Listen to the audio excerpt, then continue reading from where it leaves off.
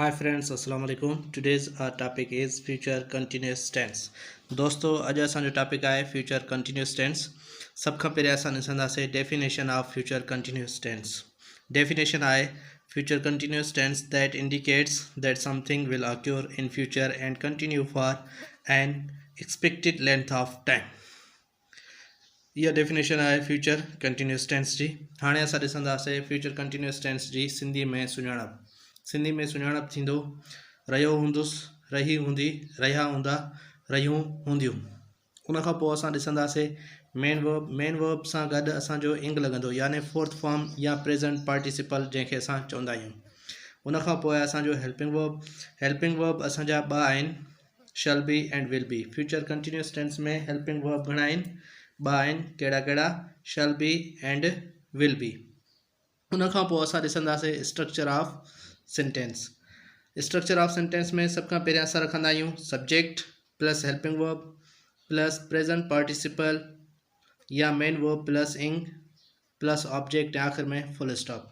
असां वटि ॿ जुमला आहिनि। नंबर 1, हू ग्रामर सिखी रहियो हूंदो, he will be learning grammar.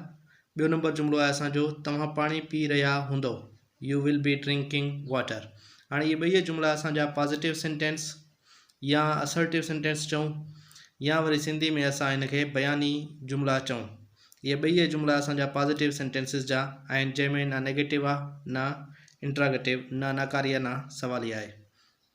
उन खां पोइ असां ॾिसंदासीं structure of negative sentence. Structure of negative sentence में सभ खां पहिरियों असां रखंदासीं सब्जेक्ट, पोइ हेल्पिंग वर्ब, पोइ नॉट, पोइ वरी बी, पोइ वरी जेको आहे मेन वर्ब सां इंग फॉर्म प्लस ऑब्जेक्ट ऐं आख़िर में फुल स्टॉप। हाणे ॾिसो, जिथे जिथे शैल बी आहे, विल बी आहे, उते shall not be, will not B, यानी हेल्पिंग वर्ब जे विच में शैल ऐं विल खां पोइ बी खां पहिरियां शैल नॉट बी यानी विल नॉट बी असां रखंदा आहियूं।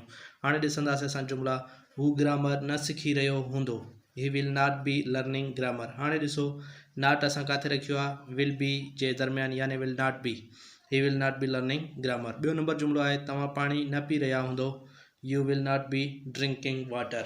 हाणे ॾिसो, हिते बि जेको आहे असां विल बी जे दरमियान में नॉट रखियो आहे, यानी रखियो आहे असां will not be, you will not be drinking water. हाणे इन ॿिन्ही जुमले में असां सिर्फ़ु ऐं सिर्फ़ु नॉट जो इज़ाफ़ो रखियो आहे, जंहिंसां असांजा जुमला नेगेटिव ठहिया आहिनि। हाणे असां ॾिसंदासीं स्ट्रक्चर ऑफ इंटरोगेटिव सेंटेंस, यानी सवालिया जुमलो। सभ खां पहिरियों असां रखंदा आहियूं helping verb plus subject plus be plus main verb plus ing plus object ऐं आख़िर में सवालिया निशानी रखंदा आहियूं। पहिरियों नंबर जुमलो असांजो, छा हू ग्रामर सिखी रहियो हूंदो, will he be learning grammar. हाणे ॾिसो, विल ऐं शैल सिर्फ़ु असां ॿाहिरि कढंदासीं, बाक़ी जुमलो असांजो साॻियो रहंदो। अहिड़े तरीक़े सां इंट्रोगेटिव सेंटेंस ठाहींदा आहियूं। पहिरियों नंबर असांजो जुमलो आहे, छा हू ग्रामर सिखी रहियो हूंदो, will he be learning grammar. ॿियो नंबर जुमलो आहे असांजो, छा तव्हां पाणी पी रहिया हूंदो, will U B drinking water. हाणे ॾिसो, ॿिन्ही जुमले में असां सिर्फ़ु विल खे ॿाहिरि रखियो आहे, यानी हेल्पिंग वर्ब खे ॿाहिरि रखियो आहे, बाक़ी जुमलो असांजो साॻियो रहियो आहे ऐं आख़िर में सवालिया निशानी ॾिनी आहे, जंहिंसां असांजो जुमलो इंट्रागेटिव यानी सवाली जुमलो ठहियो आहे। हाणे असां ठाहींदासीं सवाली ऐं नाकारी गॾिजी, यानी structure of negative and interrogative sentence. Structure of negative and interrogative sentence में सभ खां पहिरियों असां रखंदा आहियूं हेल्पिंग वर्ब, पोइ रखंदा आहियूं असां सब्जेक्ट, पोइ रखंदा आहियूं असां नॉट, पोइ रखंदा आहियूं बी, पोइ रखंदा आहियूं असां main verb plus ing plus object ऐं आख़िर में सवालिया निशानी ज़रूरु रखंदा आहियूं। जेकर सवालिया निशानी न रखंदासीं त असांजो जुमलो ग़लति हूंदो। हाणे जुमलो असांजो, छा हू ग्रामर न सिखी रहियो हूंदो, will he not be learning grammar. छा तव्हां पाणी न पी रहिया हूंदो, will you not be drinking water. हाणे इहे ॿई जुमला असां ठाहिया आहिनि सवाली ऐं नाकारी ॿिन्ही में। हाणे असां हिकिड़ो जुमलो खणंदासीं, जंहिंखे असां काइंड्स ऑफ सेंटेंसिस में चेंज कंदासीं। छा कंदासीं? काइंड्स ऑफ सेंटेंसिस में चेंज कंदासीं। जुमलो आहे असां वटि, असद क्रिकेट खेॾी रहियो हूंदो, Asad will be playing cricket. Asad cricket न खेॾी रहियो हूंदो, Asad will not be playing cricket. छा असद क्रिकेट खेॾी रहियो हूंदो, will Asad be playing cricket. छा असद क्रिकेट न खेॾी रहियो हूंदो, will Asad not be playing cricket. हाणे ॾिसो, असां हिकु जुमले खे काइंड्स ऑफ सेंटेंसिस में चेंज कयो आहे। सभ खां पहिरियों असांजो जुमलो हुयो, असद क्रिकेट खेॾी रहियो हूंदो।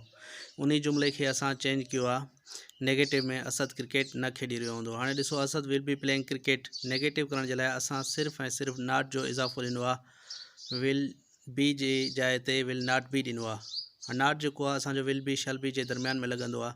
ॿियो नंबर जुमिलो इहो असांजो वरी जेको आहे सवाली जुमिलो, छा असद क्रिकेट खेॾी रहियो हो। सवाली जुमिलो ठाहिण लाइ असां सिर्फ़ु ऐं सिर्फ़ु हेल्पिंग वर्ब खे ॿाहिरि रखंदा आहियूं। जीअं असां विल ॿाहिरि कढियो आहे, विल असद बी प्लेइंग क्रिकेट।